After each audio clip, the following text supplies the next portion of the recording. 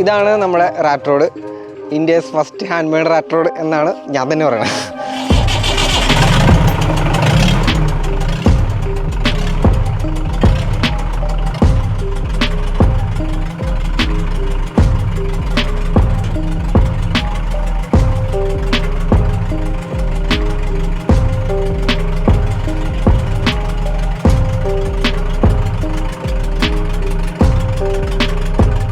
Hello, നമസ്കാരം.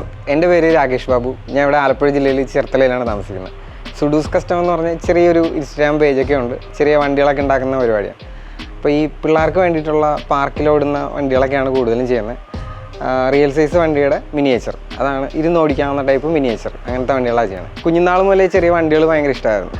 അപ്പോൾ നമ്മൾ ചെറുതിലേ ഇങ്ങനെ ഇരുന്ന് ഓടിക്കാൻ പറ്റിയൊരു വണ്ടി കിട്ടിയിരുന്നെങ്കിൽ എന്നുള്ള ഒരാഗ്രഹം ഉണ്ടായിരുന്നു. അപ്പോൾ അന്നത്തെ സമയം വെച്ചിട്ട് നമുക്ക് ആരും ഉണ്ടാക്കി തരാനോ വാങ്ങിച്ചു തരാനോ ഉള്ളൊരു സാമ്പത്തിക അവസ്ഥ ഇല്ലായിരുന്നു. പിന്നെ അച്ഛന് വെൽഡിങ് വർക്ക്ഷോപ്പാണ്. ചെറിയ വണ്ടികളൊക്കെ ഉണ്ടാക്കുന്ന പരിപാടിയിലോട്ട് ഞാനായിട്ട് കൊണ്ടെത്തിച്ചതാണ്.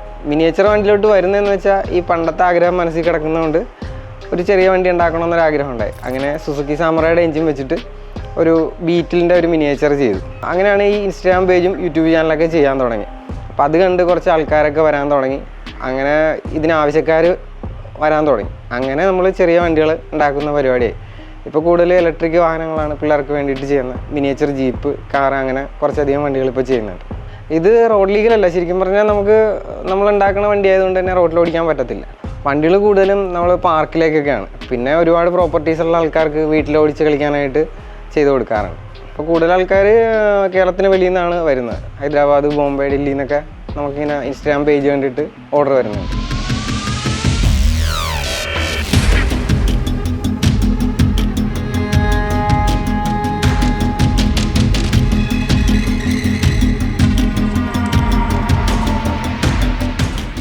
ഞാൻ ഈ കോളേജിലൊക്കെ എക്സിബിഷന് ഷോയ്ക്കൊക്കെ വണ്ടി ഇങ്ങനെ കൊണ്ടുപോകായിരുന്നു. കൂടുതൽ മിനിയേച്ചർ വണ്ടിയാണ് കൊണ്ടുപോകണത്.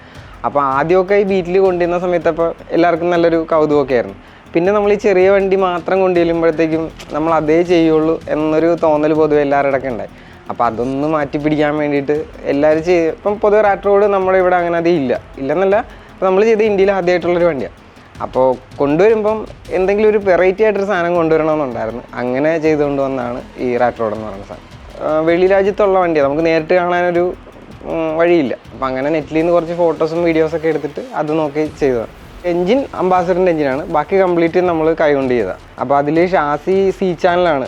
ഈ ഡ്രസ് വർക്കിന് എടുക്കുന്ന ടൈപ്പ് സി ചാനൽ വെച്ചിട്ടാണ് അതിൻ്റെ ഷാസി ചെയ്തേക്കുന്നത്. പിന്നെ ഇതിന് അംബാസഡറിൻ്റെ കാറിനേക്കാളും ലെങ്ത് കുറവാണ്. അപ്പോൾ നമ്മളതിൻ്റെ ഷാഫ്റ്റിനെ കട്ട് ചെയ്ത് ചെറുതാക്കി നമ്മുടെ ബോഡിക്ക് അനുസരിച്ച് ചെറുതാക്കി ചെയ്തേക്കുവാണ്. വീലുകൾ ബാക്കിൽ വരുന്നത് അംബാസഡറിൻ്റെ തന്നെയാണ്. ഫ്രണ്ടിൽ സൂപ്പർ ഐസിൻ്റെ ആണ് ചെയ്തേക്കുന്നത്. ആ ഒരു സ്റ്റിയറിംഗ് ബോക്സും ഫുൾ സെറ്റായിട്ട് സൂപ്പർ ഐസിൻ്റെ ആണ് ചെയ്തേക്കുന്നത്.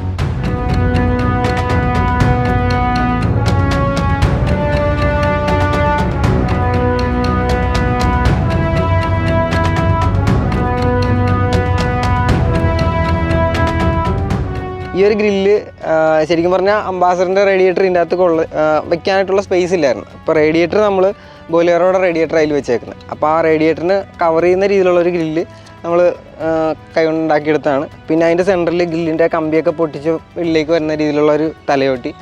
ഇത് ഫൈബർ ഗ്ലാസ്സിൽ ചെയ്തിട്ടുള്ള. പിന്നെ ഈ ഹെഡ്ലൈറ്റ് രണ്ടും നമുക്ക് ഈ ബൈക്കിന്, അതായത് RX-നൊക്കെ വരുന്ന ടൈപ്പ് ഹെഡ്ലൈറ്റ് ആയിരുന്നു. അതിന് ബാക്കിലോട്ട് നമ്മൾ വിൻറ്റേജ് ലുക്ക് തോന്നുന്ന രീതിയിലൊരു കവറിങ് കൊടുത്ത് ചെയ്തേക്കുന്ന 2 ഹെഡ്ലൈറ്റാണ്. പിന്നെ ഇങ്ങോട്ട് വന്നു കഴിഞ്ഞാൽ അതിൻ്റെ എയർ ഇൻടേക്ക് ഒരു പാമ്പിൻ്റെ വായിൽ കൂടിയാണ് ഇതിൽ എയർ ഇൻടേക്ക് എടുക്കണത്. അപ്പോൾ അതിൻ്റെ ഒരു ഷേപ്പിൽ ഫൈബറിൽ ചെയ്തത്. ഈ തലവയുടെ ഭാഗം നമ്മൾ മെറ്റലിലും ചെയ്തെടുത്തിട്ടുള്ളത്. പിന്നെ എൻജിൻ നേരത്തെ പറഞ്ഞു അംബാസഡറിൻ്റെ BMC എൻജിനാണ് കൊടുത്തേക്കുന്നത്. പിന്നെ ഇതിൻ്റെ ബാറ്ററി ഈ ഒരു സൈഡിലാണ് വരുന്നത്. അപ്പോൾ ആ ഒരു സൈഡിൽ ബാറ്ററി വരുമ്പോൾ ഒരു വൃത്തികേടാണ്. അപ്പോൾ അത് കാണാതിരിക്കാൻ വേണ്ടിയിട്ട് നമ്മളൊരു ചെറിയൊരു ബോക്സ് പോലെ ഇവിടെ കൊടുത്തിട്ടുണ്ട്. പിന്നെ ഇതിൻ്റെ സ്റ്റിയറിംഗ് ബോക്സും ബ്രേക്കിൻ്റെ മാസ് സിലിണ്ടറും എല്ലാം വെളിയിൽ കാണുന്ന രീതിയിൽ സെറ്റ് ചെയ്തേക്കുവാണ്. പിന്നെ ഗ്ലാസ് ഫ്രെയിമും അതുപോലെ തന്നെ ഷീൽഡ് എല്ലാം ഹാൻഡ് മെയ്ഡാണ്. പിന്നെ ഇതിൻ്റെ മിറർ സെറ്റ് ചെയ്തേക്കുന്നതെന്ന് വെച്ചാൽ ഒരു അസ്ഥികൂടത്തിൻ്റെ കയ്യിൽ മിറർ പിടിച്ചുകൊണ്ടിരിക്കുന്ന രീതിയിലാണ് നമ്മൾ 2 സൈഡിലും മിറർ സെറ്റ് ചെയ്തേക്കുന്നത്. അതുപോലെ ഇതിൻ്റെ മേളിൽ നിന്ന് ഈ 2 പൈപ്പിലൂടെ മേളിലേക്ക് ഫയർ വരുന്നുണ്ട്. പിന്നെ ഇതിൻ്റെ ഇൻറ്റീരിയറെ കുറിച്ച് പറയാനാണെങ്കിൽ ഇതിൻ്റെ സ്റ്റിയറിങ്ങിൻ്റെ റിങ് നമ്മൾ സാധാരണ ചെയിനിലാണ് ചെയ്തേക്കുന്നത്. അതിൻ്റെ സെൻട്രലായിട്ട് നമ്മളൊരു കുരിശ് കൊടുത്തിട്ടുണ്ട്. ഈ സ്റ്റിയറിംഗ് ബോക്സിൻ്റെ നേരെ താഴെയായിട്ട് സ്റ്റിയറിംഗ് കോളത്തിനെ കവർ ചെയ്യുന്ന രീതിയിൽ നമ്മളൊരു ശവപ്പെട്ടിയുടെ രീതിയിലാണ് സ്റ്റിയറിംഗ് കോളം സെറ്റ് ചെയ്തേക്കുന്നത്. പിന്നെ ഗിയർ ലിവർ, അത് നമ്മൾ ഗ്രനേഡിൻ്റെ ഷേപ്പിലാണ് ഗിയർ ലിവർ ചെയ്തിട്ടുള്ളത്. അങ്ങനെ മൊത്തത്തിലൊരു ഭീതി പരത്തുന്ന രീതിയിലുള്ള ചെറിയൊരു സെറ്റപ്പാണ് ചെയ്തേക്കുന്നത്.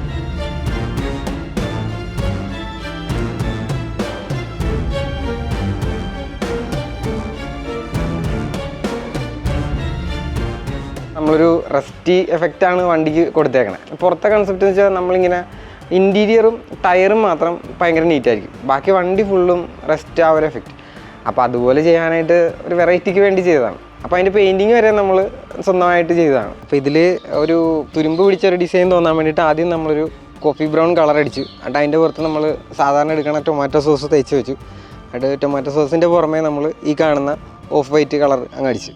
എന്നിട്ടിത് ജസ്റ്റ് ഒന്ന് ഉണങ്ങുന്ന സമയത്ത് നമ്മളിത് വെള്ളത്തിൽ കഴുകി കഴിയുമ്പോൾ സോസ് ഇരുന്ന ഭാഗം ഈ കോഫി ബ്രൗണും ബാക്കി ഭാഗം ഓഫ് വൈറ്റ് ആയിട്ട് വരും. എന്നിട്ട് ആ ഒരു കട്ടിങ് ഒഴിവാക്കാൻ വേണ്ടിയിട്ട് ചെറിയ സ്പ്രേ ഗണ്ണ് വെച്ചിട്ട് ചെറിയ രീതിയിൽ ഒന്ന് സ്പ്രെഡാക്കിയേക്കുന്നതാണ് ഈ കാണുന്ന തുരുമ്പ് പോലത്തെ എഫക്റ്റ് കൊടുത്തേക്കുന്നത്. ഇങ്ങനെയാണ് ഫുള്ള് ബോഡിയും ചെയ്തേക്കണേ.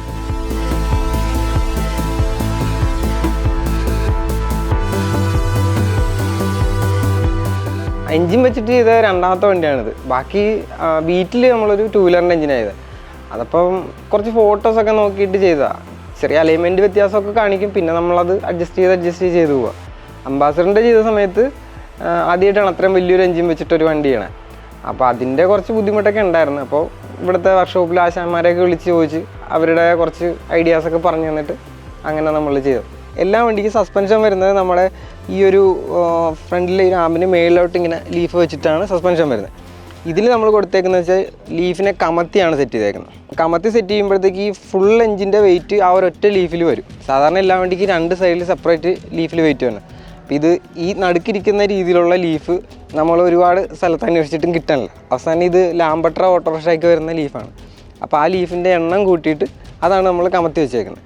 അപ്പോൾ അത് സെറ്റ് ചെയ്യാൻ കുറച്ച് ബുദ്ധിമുട്ടായിരുന്നു. പിന്നെ അതുപോലെ തന്നെ ഇതിങ്ങനെ വെച്ച് കഴിയുമ്പോഴത്തേക്കും വീല് തമ്മിലിങ്ങനെ ഒലച്ചിൽ വരും. ഒലച്ചിൽ വരാതിരിക്കാൻ വേണ്ടിയിട്ട് സൈഡിൽ നിന്ന് സെപ്പറേറ്റ് ഈ ഒലച്ചിൽ കൺട്രോൾ ചെയ്യാൻ വേണ്ടിയിട്ടുള്ളൊരു സിങ്ങാൻ പോലത്തെ ഒരു സെറ്റപ്പ് അത് നമ്മൾ തന്നെ ചെയ്ത് ഷാസിൽ വന്ന് തീരുന്ന രീതിയിലുണ്ട്. അതും കുറച്ച് ബുദ്ധിമുട്ടായിരുന്നു. അപ്പോൾ അത് ഈ ഫോട്ടോയിൽ മാത്രമേ കണ്ടിട്ടുള്ളൂ. അങ്ങനത്തെ വണ്ടി കാണാത്ത കാരണം പിന്നെ അത് ചെയ്തെടുക്കാനായിട്ട് കുറച്ച് ബുദ്ധിമുട്ടുണ്ടായി. ഒത്തിരി പാടുപെട്ട് ചെയ്തതാണ്. എന്നാലും ഇപ്പോൾ സക്സസ് ആണ്, കുഴപ്പമില്ല. ഫംഗ്ഷൻ നന്നായിട്ട് ചെയ്യുന്നത്.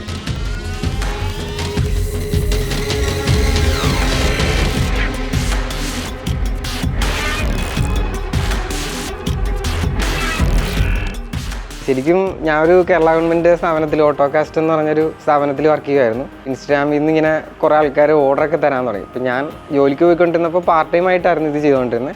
അപ്പോൾ വണ്ടിയുടെ വർക്കൊക്കെ വന്നപ്പോൾ കൃത്യസമയത്ത് കൊടുക്കാൻ പറ്റാത്തത് കാരണം ഞാനിപ്പോൾ ലോങ് ലീവ് എടുത്തിട്ട് ഇപ്പോൾ ഇതിന് വേണ്ടി മാത്രമായിട്ട് അങ്ങനെ നിൽക്കും.